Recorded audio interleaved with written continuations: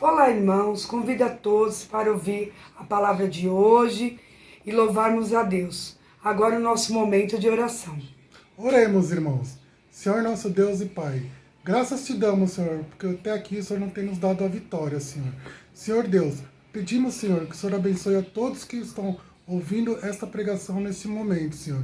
É isso que te pedimos, em nome do Senhor Jesus. Amém.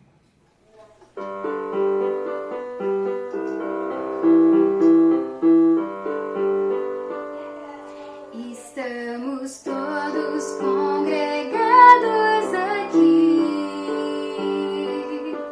certamente abençoados também.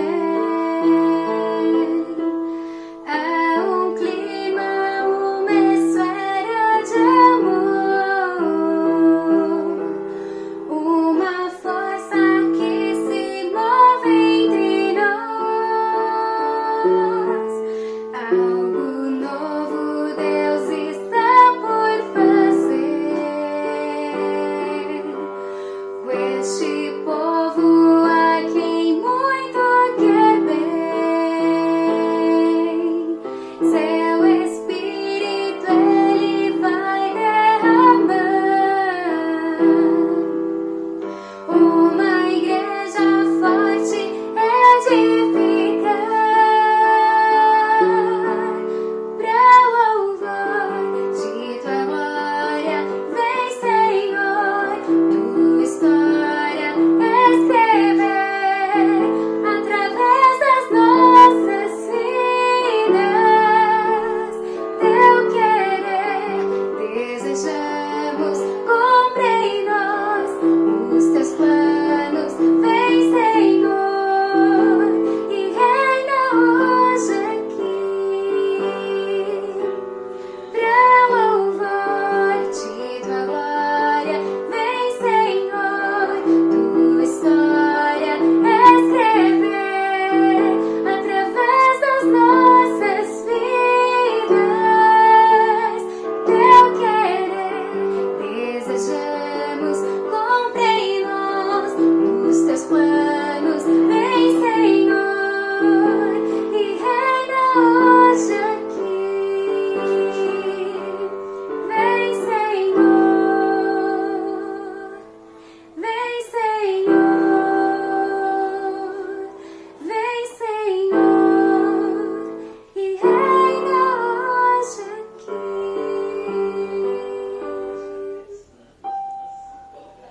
Irmãos, vou ler um versículo, Salmo 41, versículo 1. Feliz é aquele que ajuda os pobres, pois o Senhor Deus ajudará quando estiver em dificuldade. Oremos. Senhor nosso Deus, nosso Pai, queremos agradecer, Senhor, por esse dia. Queremos agradecer também, Senhor, pelos nossos irmãos, por cada família representada aqui na igreja, pelos nossos pastores, Senhor, que o Senhor esteja com eles, Senhor, dando saúde e tudo aquilo que ele necessita, Senhor Deus. Quero pedir também, Senhor, que o Senhor esteja com os doentes, Senhor, curando, Senhor, que o Senhor esteja visitando, Senhor. Esteja também, Senhor, com os nossos governadores, Senhor, que o Senhor esteja à frente, Senhor, dando sabedoria, Senhor querido. Eu lhe peço em nome do seu Filho amado Jesus. Amém.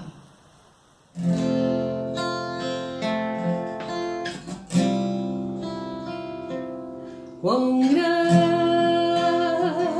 é o meu Deus, cantarei quão grande é o meu Deus, e todos hão de ver quão grande é o meu Deus.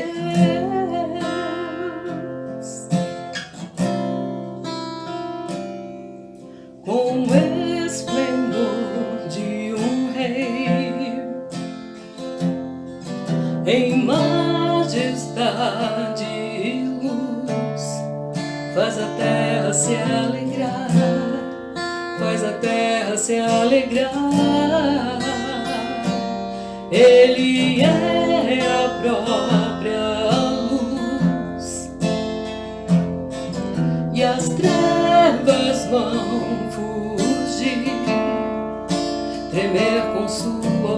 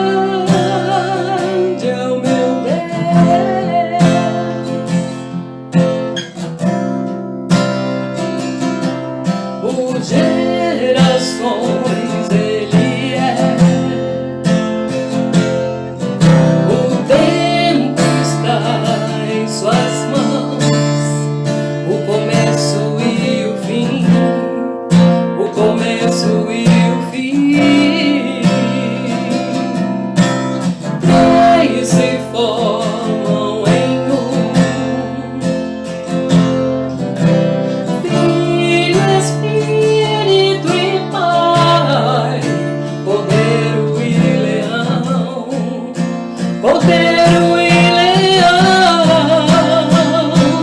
quão grande é o meu Deus, eu cantarei quão grande é o meu Deus, e todos hão de ver quão grande é o meu Deus.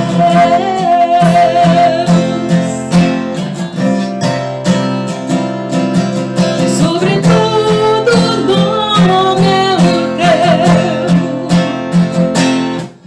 tu és digno de louvor. Eu cantarei quão grande é o meu Deus, é o meu Deus, quão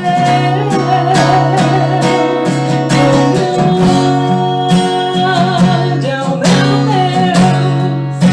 Eu cantarei quão grande é o meu Deus, e todos hão de ver quão grande é o meu Deus.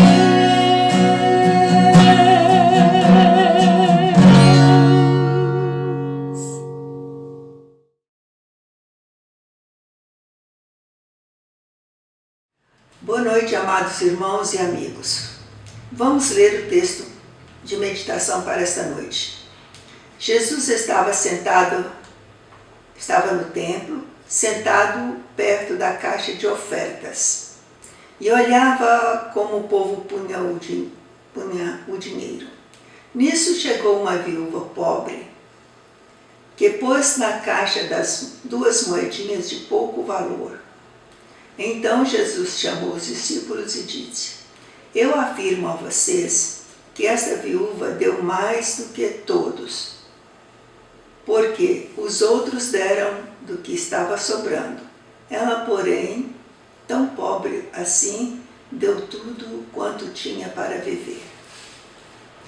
Pensando na forma como olhamos as coisas, à primeira vista, esse texto parece muito estranho, porque nós olhamos a quantidade de dinheiro que se oferta e as pessoas que vão à igreja. Jesus tinha uma forma de ver o mundo e as pessoas. Então, o tema desta noite é o olhar de Jesus. Silvia von Asperg Garcia, no seu TCC do curso de psicologia, define de forma clara o que é ser cego e estar cego. Ser cego, o deficiente visual, por não ter o sentido da visão, desenvolve os outros sentidos com mais primor, ouve atentamente, tateia mais precisamente, sente dores com mais exatidão, odores. Mas podemos estar cegos, isto é, portar uma cegueira que nos impede de ver as coisas como de fato elas são. Este fato leva a gente a pensar sobre as aparências externas. Nós olhamos e vemos muitas vezes aquilo que queremos ver.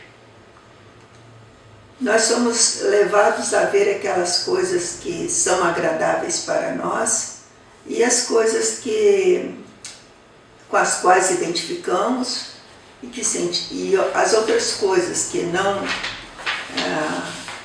nos identificamos, nós afastamos nosso olhar, julgamos feio, de mau gosto, uma roupa, uma tatuagem, um andar, a qualidade física da pessoa, o ambiente que nós estamos, tudo nós temos um olhar, às vezes, preconceituoso. Como será que Jesus via as coisas? Vamos tentar compreender rapidamente como ele percebia e olhava e chamava a atenção do nosso olhar. Primeiramente, o olhar de Jesus em relação ao mundo. Ele tinha uma família que respeitava. Foi criado por um pai talvez já mais idoso, mas aprendeu com ele a profissão, aprendeu com ele que era importante estudar a lei e os profetas, e ele ia a festas, onde realizou seu primeiro milagre.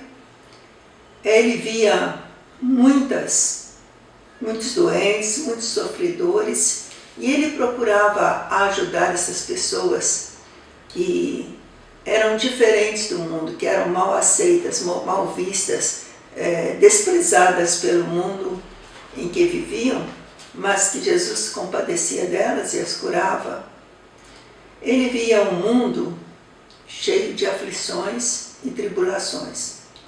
E ele fala para os seus discípulos que nós também as teríamos, mas com fé venceríamos, assim como ele diz, eu venci o mundo.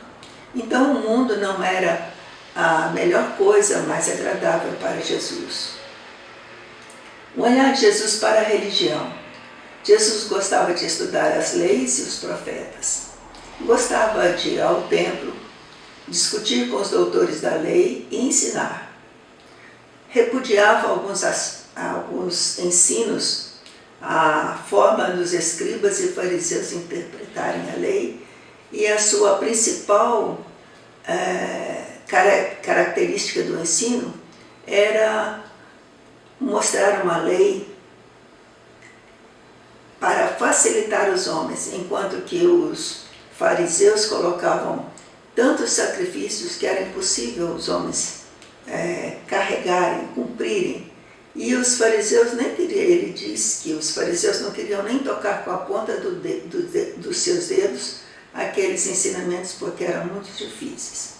Então ele era um grande crítico da religião, mas não abandonava a igreja. E chegou ao ponto de dizer, eu não vim destruir a lei, mas cumprir. Então, Jesus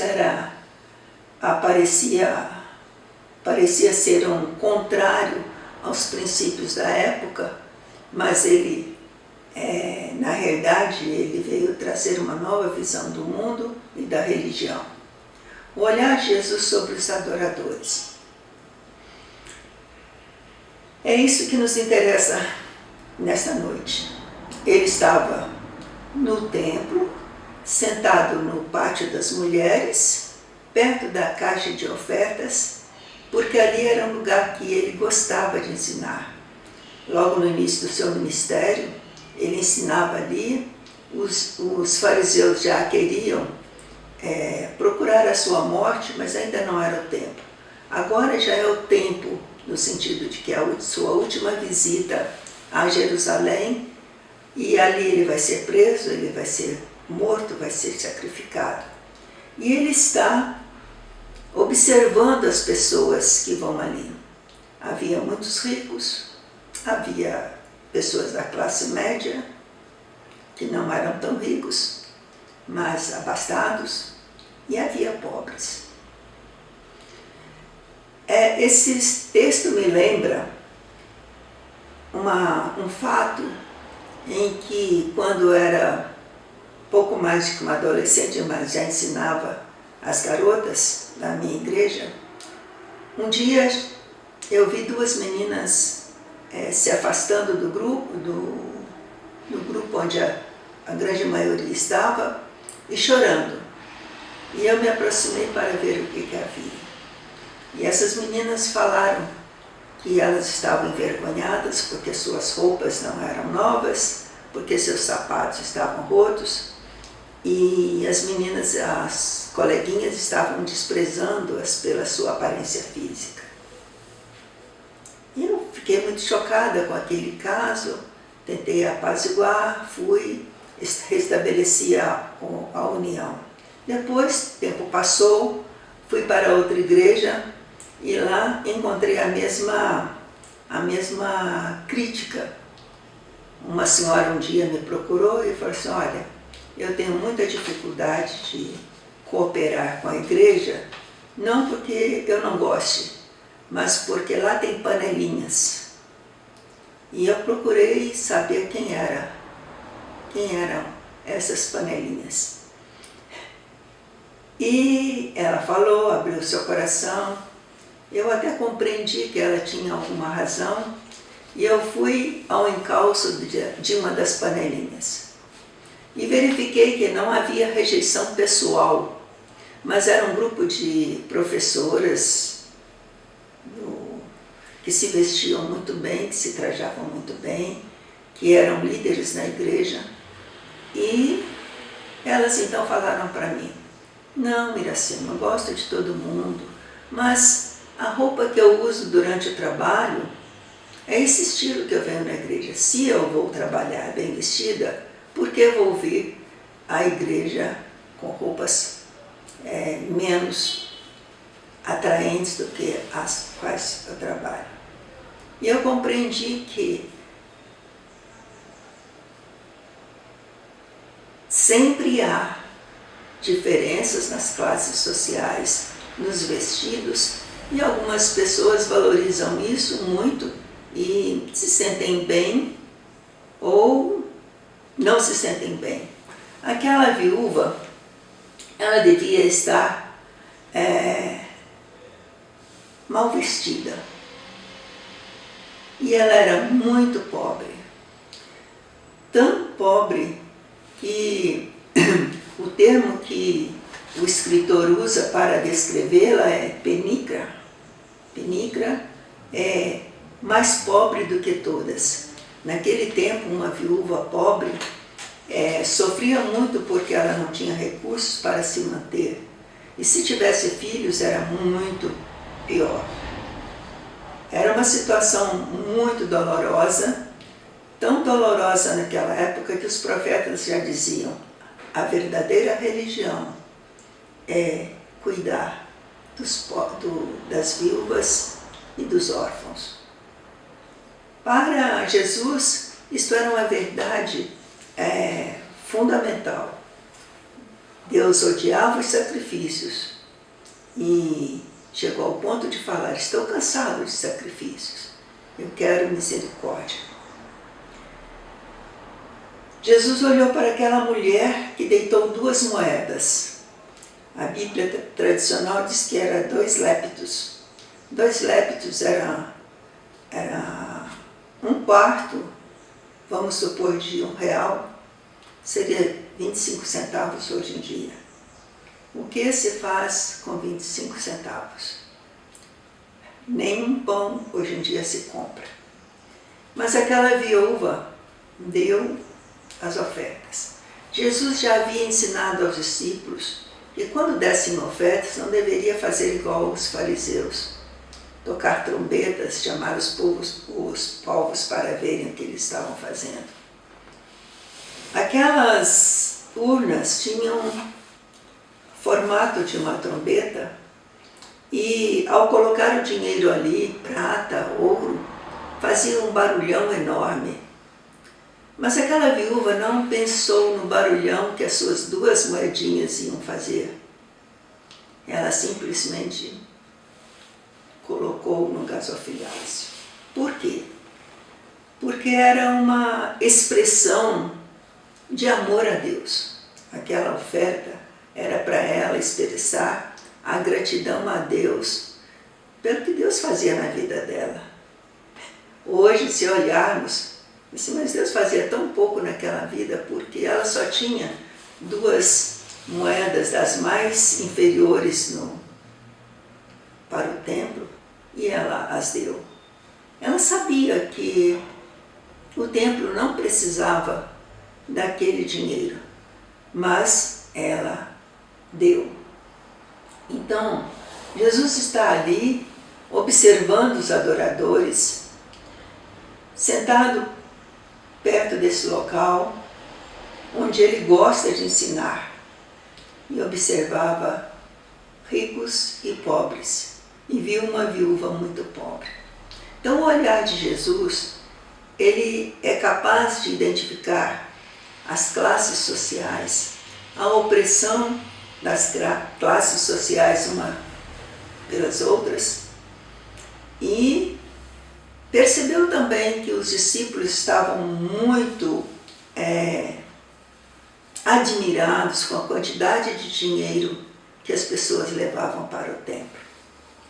Então, Jesus, vendo aquilo, chamou os seus discípulos, como o texto diz, e aproveitou para ensinar aos seus discípulos. Há assuntos que não são muito adequados para qualquer pessoa, mas os discípulos de Jesus precisavam saber aquilo. Por quê?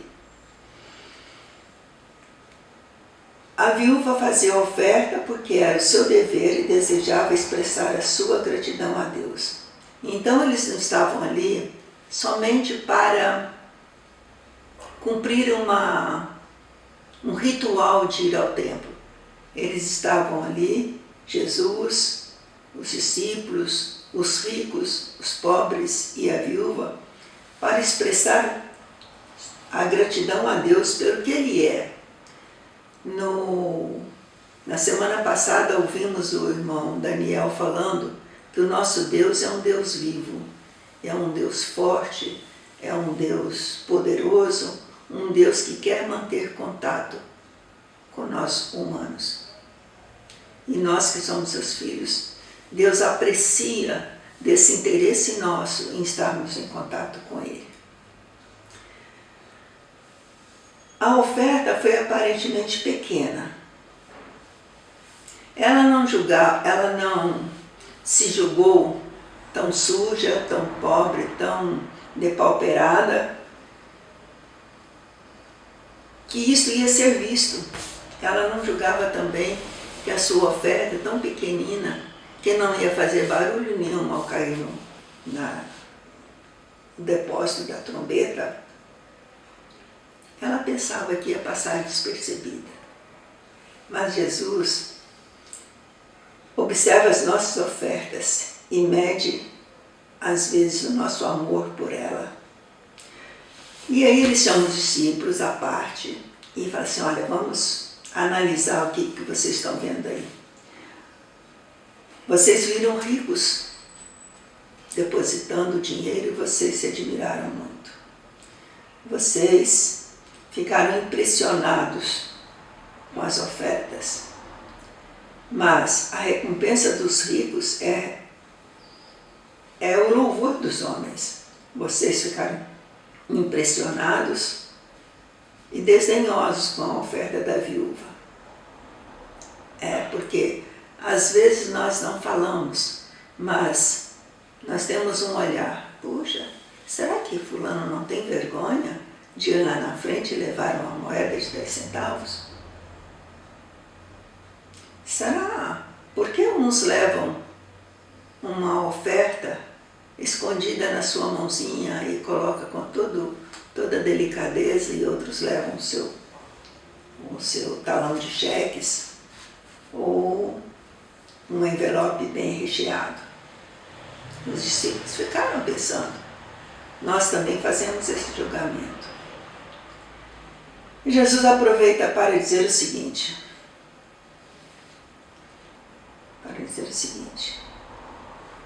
Eles, os ricos, contribuíram o que sobejava deles. Depois de fazer todas as suas necessidades, a viúva dava da sua pobreza tudo que tinha. A única recompensa dos ricos foi era o louvor dos homens.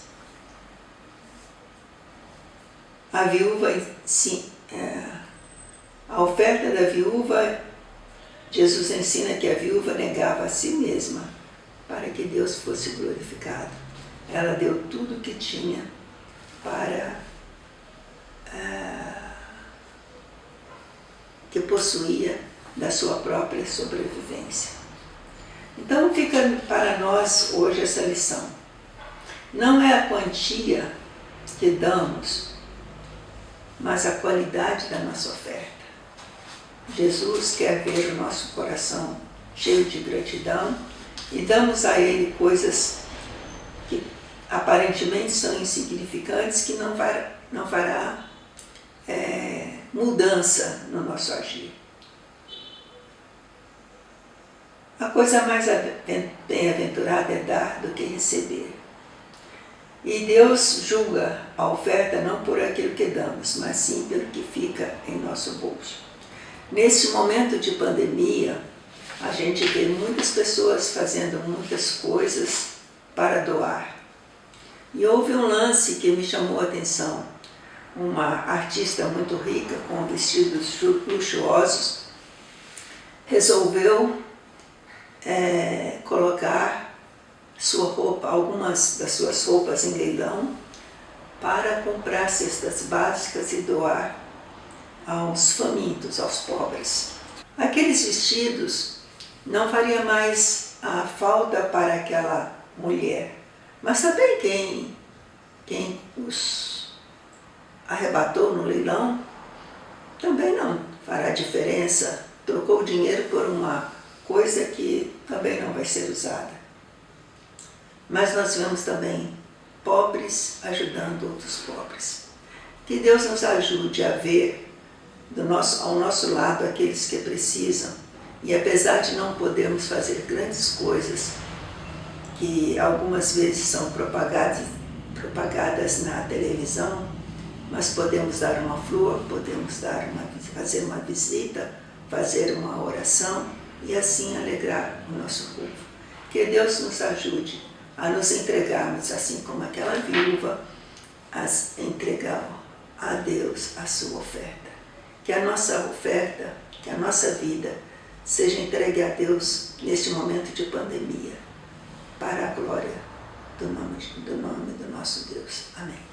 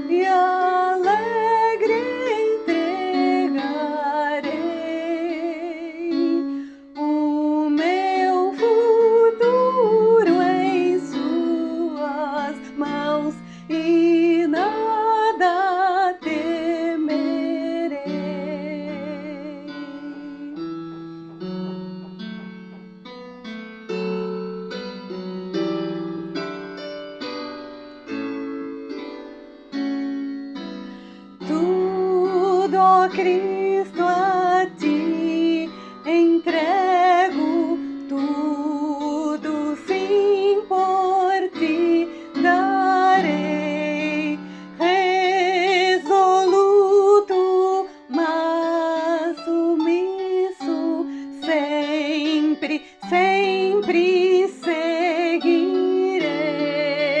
tudo entregarei.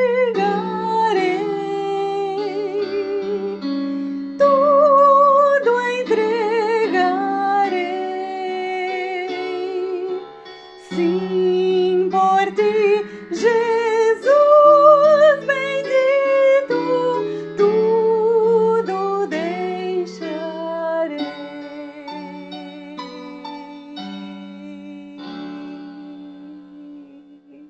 Deus ama vida com alegria.